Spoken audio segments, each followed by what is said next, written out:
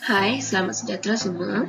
Pada hari ini, kumpulan saya yang terdiri daripada 3 orang iaitu saya sendiri, Ko Zion dan Yong Zishan akan membentangkan tentang pantun kasih sayang. Dalam pembentangan ini, kami akan menerangkan kepada anda semua tentang maksud bagi setiap rangkap, unsur alam, gaya bahasa, tema, persoalan, nilai dan pengajaran. Okey, rangkap 1. Buah mengkudu kusangka kandis, kandis terletak dalam ubat. Gula madu kusangka manis, manis lagi senyuman tuan. Maksud bagi rangkap ini ialah wajah seseorang yang kelihatan berseri-seri kerana mempunyai senyuman yang agak menawan. Rangkap kedua, asap api di Tanjung Tuan, Kuala Linggi bakaunya rendah. Harap hati kepada Tuan, langit tinggi kupandang rendah. Maksudnya ialah harapan yang tinggi terhadap seseorang tetapi akibat tersilap perhitungan, harapan tidak kesampaian. Anak udang meniti batang, berasa dahan terlampai. Melihat bulan di pagar bintang, bagaikan rasa hendak dicapai. Maksud bagi rangkap ini ialah menyimpan impian untuk mendapatkan seorang wanita yang sangat cantik dan tiada bandingannya. Rangkap keempat, jalan-jalan sepanjang jalan sehingga menyinggah di pagar orang. Pura-pura mencari ayam, ekor mata di anak orang. Maksudnya ialah menggunakan muslihat untuk memikat anak gadis orang. Rangkap kelima, bila masa dipanggil maut, cinta tidak berharga lagi. Asam di darat, ikan di laut, sampai masa berjumpa lagi. Maksudnya ialah seseorang perempuan dan lelaki, kalau sudah jodoh akan bertemu juga akhirnya. Selamat pagi semua. Hari ini saya akan membentang tentang bentuk, unsur bunyi dan gaya bahasa pantun kasih sayang.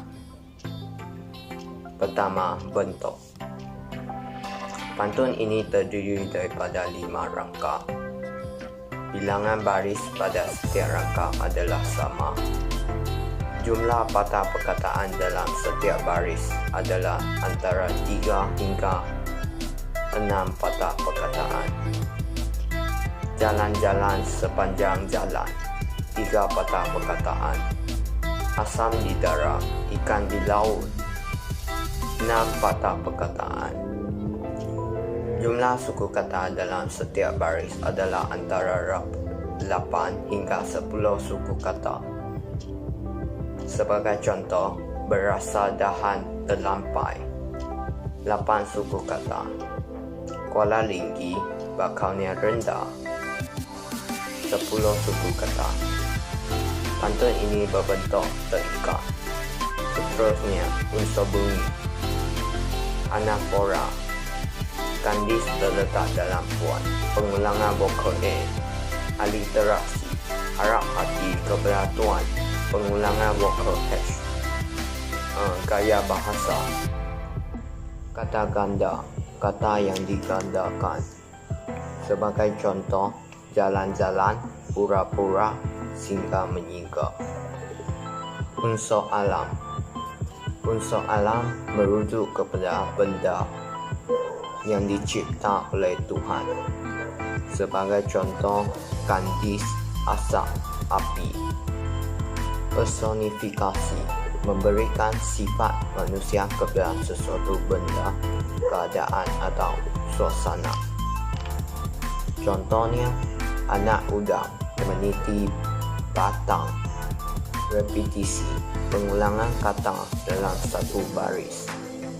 Contoh, buah mengkuda kusangka kandis, kandis terletak dalam puan.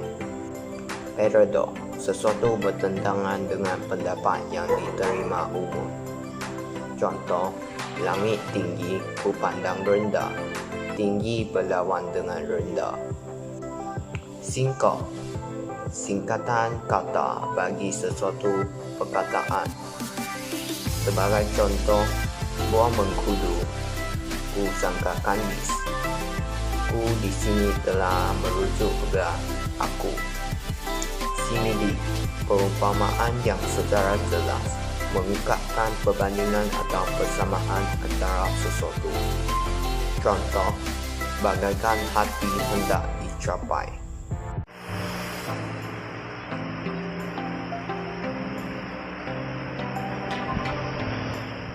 Pada hari ini, Saya Yong Zishen akan membentangkan serba sedikit tentang pantun kasih sayang.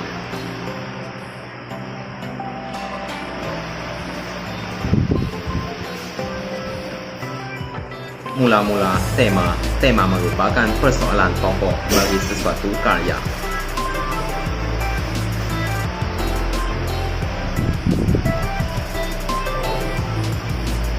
Tema bagi pantun kasih sayang ialah kasih sayang antara teruna dan dara.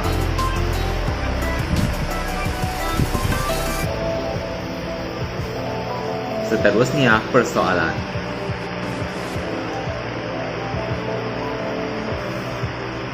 Antara persoalan yang terdapat dalam pantun ini ialah perwatakan yang menarik akan menyebabkan diri disukai oleh ramai orang.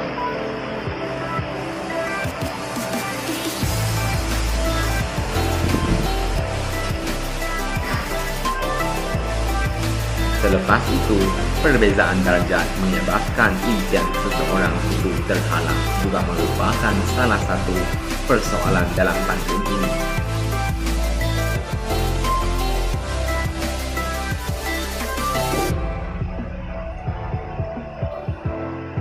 Selain itu, terdapat juga persoalan cita-cita untuk memiliki sesuatu yang besar menjadi mustahil kerana adanya kekurangan diri.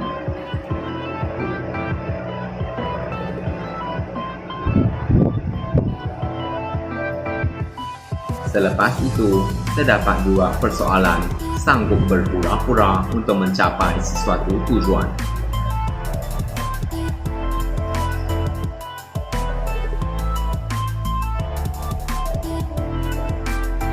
Akhir sekali, terdapat persoalan perpisahan yang berlaku tidak semestinya terpisah untuk selama-lamanya kerana pada suatu hari nanti pasti akan bertemu semula.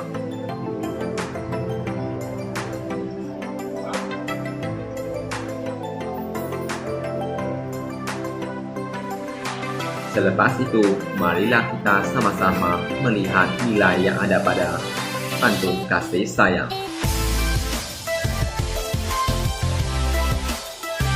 Antaranya ialah nilai kasih sayang.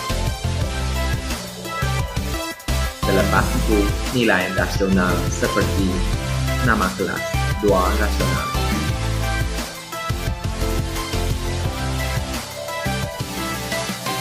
Selanjutnya, terdapat juga nilai keikhlasan.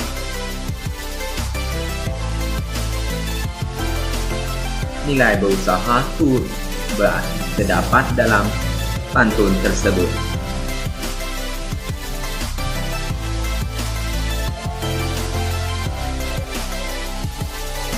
Di samping itu, kesetiaan.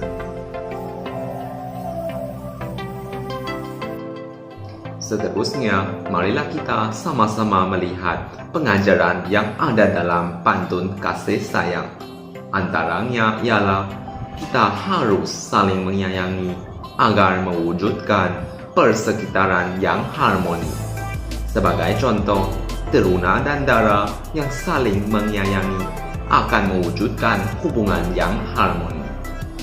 Pengajaran yang kedua ialah kita harus bersikap rasional sebelum melakukan sesuatu perkara yang dianggap mustahil supaya membentuk keyakinan diri. Pengajaran yang seterusnya ialah kita harus ikhlas dalam melakukan setiap perkara dalam kehidupan agar disenangi orang ramai. Sebagai contoh, kita tidak boleh menggunakan helah atau tipu muslihat untuk mencapai hasrat seperti berpura-pura mencari ayam padahal hendak memikat gadis anak orang. Pengajaran yang keempat ialah kita harus berusaha dengan gigih agar mencapai cita-cita yang diimpikan.